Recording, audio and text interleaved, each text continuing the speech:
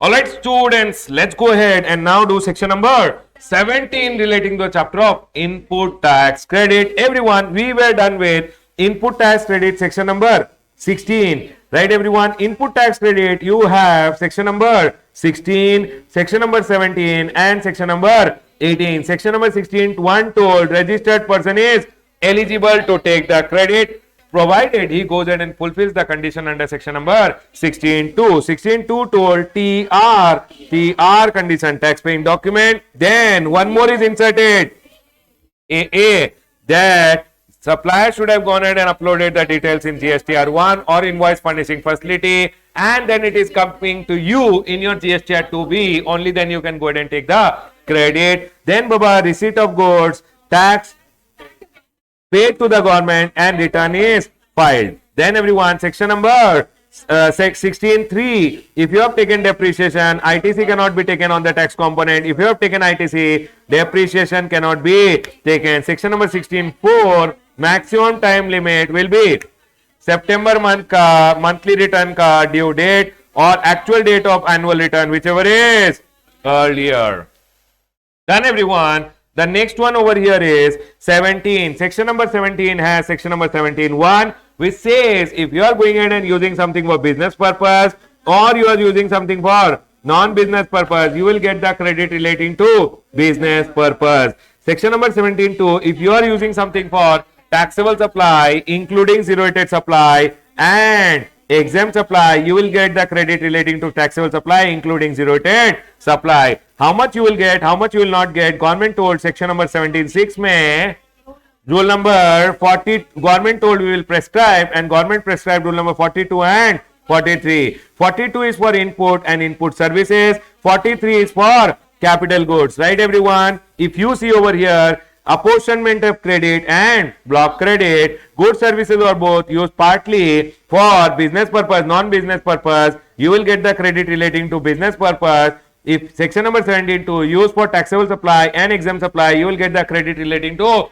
taxable supply, including zero rated supply. How much you will get, how much you will not get, government told we will go ahead and prescribe the method, and government prescribed rule number 42 and 43. Rule number 42 for input and input services, 43 for capital goods. Rule number 42, if you go ahead and understand it, you will go ahead and understand like this, right everyone? You will go ahead and get all the invoices. All these invoices are known as T. If your client has given you all these invoices for a month, input and input services ka invoice, you will have to go ahead and see, sir, out of all the T means total credit which is there, you have to go ahead and remove thief number 1. Thief number 1 is non-business purpose, remove it. Then you have to remove thief number 2, personal purpose, exempt purpose. Number 1, non-business purpose, removed. Exempt supply related, removed it. Then block credit, you removed it. Now what you get is the credit. Credit ka credit will go to your e-credit ledger. Out of this you have to remove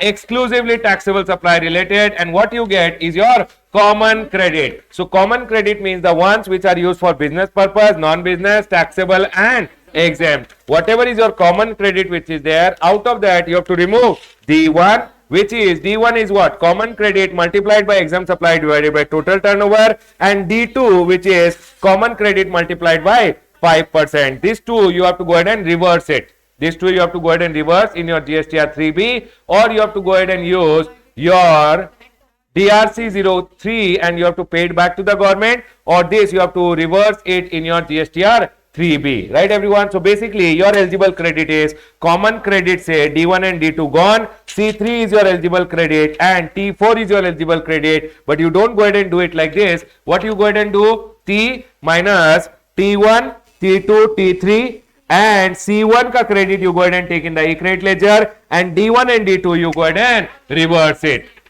Are we clear everyone? So always remember T is the total credit minus T1 non-business purpose, T2 exempt supply related, T3 block credit, you will get C1. C1 ka credit you take in the e-credit ledger. Out of this you will have to go ahead and do what?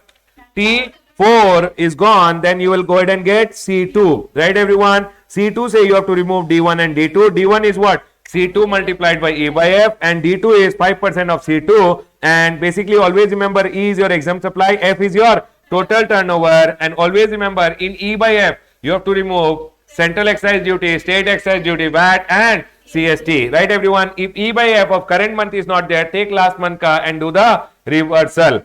Now C3 which is there, out of the common credit, D1 and D2 gone, eligible common credit is your C3. Right everyone? Now always remember C3, D1 and D2 you have to compute separately for CGST, SGST, IGST and UTGST, and you have to declare in your GSTR 3B, and D1 and D2 shall be reversed. You have to put in your GSTR 3B eligible credit, ineligible, and basically you will get the net credit.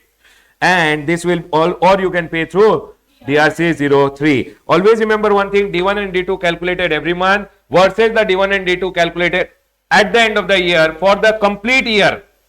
You will have to compare if D1 and D2 computed at the end of the year is more, at the end of the year is more than the one which you have reversed every month, then you have to do extra reversal, and extra reversal when you are doing from the 1st of April till the date of reversal, you have to go ahead and pay interest. Always remember the reversal should be done by 20th of October of the next financial year. I hope everyone is clear, and it will be April to the date of payment you will have to pay interest. Sir, I have gone ahead and monthly reversal I have reversed more, but annually per annum what I had to go ahead and reverse was less. Whatever extra reversal is there, take it back along with interest. No baba, government will just go ahead and give it back. You can take the credit in your e-credit ledger. I'll tell you once again, always remember, first you will have a T. Out of the T you have to go ahead and remove T, personal purpose ka credit, then sir exempt supply related credit, and then block credit. What is remaining with you is C1. Take the credit of C1, then you have to remove,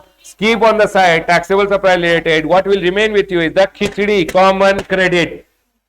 Out of the common credit, basically this is used for business, non-business, taxable and exempt. Out of the common credit, remove D1 and D2. This will be reversed in your, basically this will be reversed through your GSTR 3B or DRC 03. So you are basically eligible for common credit, say eligible credit plus T4. I hope everyone is clear. Yes sir, we got it. Now if you come on the right hand side, the next one over here is common credit with respect to capital goods, how to go ahead and do it. Always remember one thing. For an example, if I go ahead and tell for the month of January, you bought something for taxable supply, please take the ITC in your e-credit ledger. If you buy something for exempt supply, don't take the ITC. If you are going ahead and buying something which you are going with the credit is blocked, then don't take the ITC. If you are using something for non-business purpose, don't take the ITC. If you are using something for taxable and exempt supply, then please go ahead and mark it as apportionment, and whatever is the amount, go ahead and take in the e-credit ledger. I hope everyone is clear.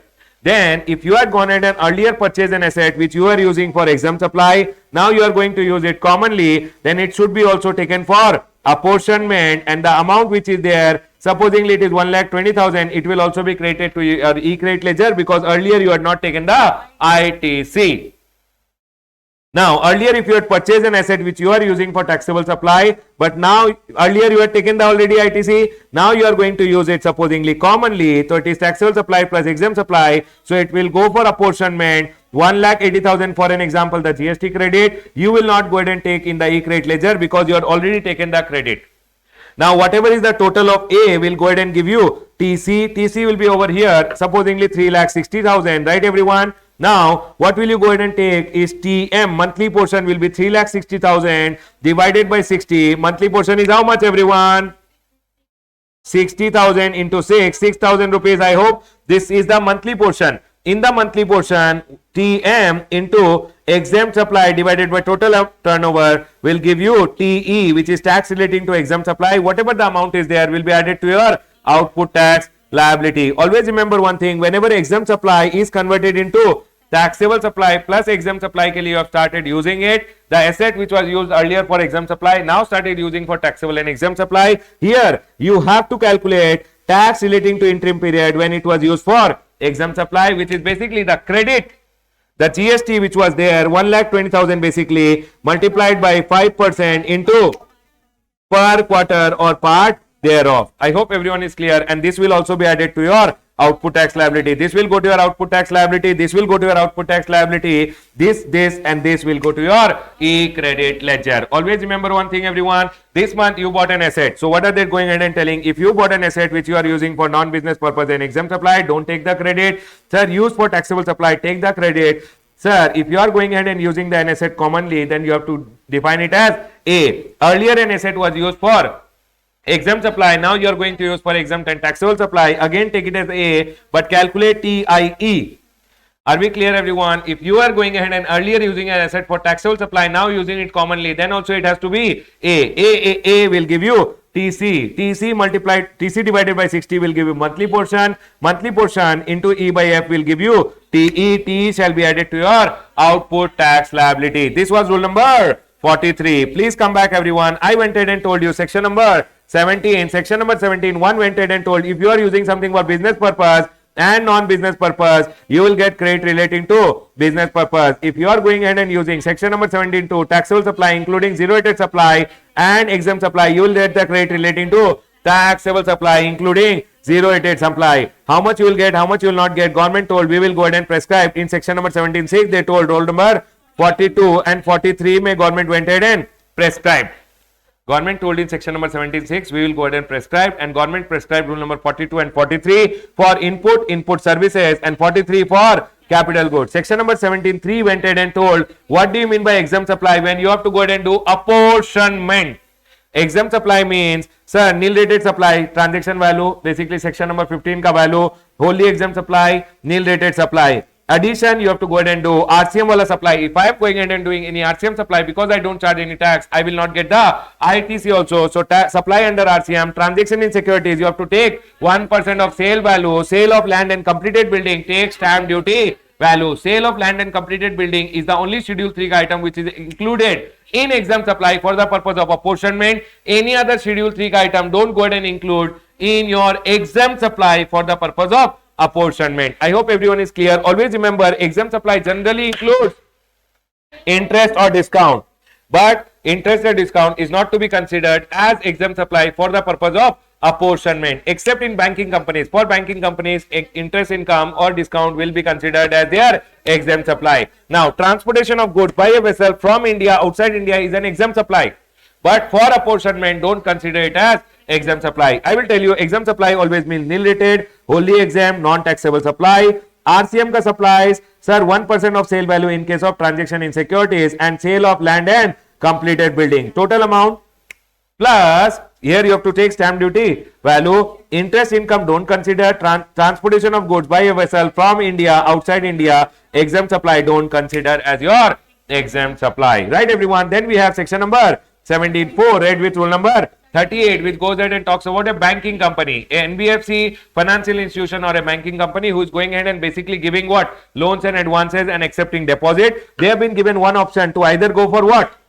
Apportionment, apply rule number 42 and 43, or they have been given one more option. Banking companies have been told under section number 17.4 read with rule number 38. Rule number 38 ke saath they have been told that if you are a banking company, NBFC or financial institution, whatever in a month you are buying input, take 50% credit. Input services, take 50% credit. Capital goods, take 50% credit. Whatever you are using for non-business purpose, don't take the ITC. Whatever is your block credit, ineligible credit, don't take the ITC. If you are taking services, input services from distinct person, take 100% of the credit. Whatever you are eligible, you have to basically go ahead and disclose in your GSTR 2. Now GSTR 2 is not going, so basically you will go ahead and disclose in your GSTR 3B, and the amount will be given in your e-credit ledger. Always remember one thing, whatever you are using for your non-business purpose, don't take the credit. Block credit, don't take it. Option exercise once, you can't withdraw it for the whole year, and 50% restriction is not applicable in case of supplies from distinct person. So banking company, input services and capital goods, 50% of the credit. Distinct person say whatever input services are taken, 100% of the credit. Non-business purpose, whatever they have bought, don't take the credit. Block credit, they will not go ahead and take it. So I went ahead and taught you section number 17.1. When I told you something is used for business purpose and non-business purpose, you will take the credit relating to business. If you have gone ahead and used something for taxable supply including zero-rated supply and exempt supply, you will take the credit relating to taxable supply including zero-rated supply. How much to take, how much not to take, government will prescribe, and government told in rule number 42 and 43.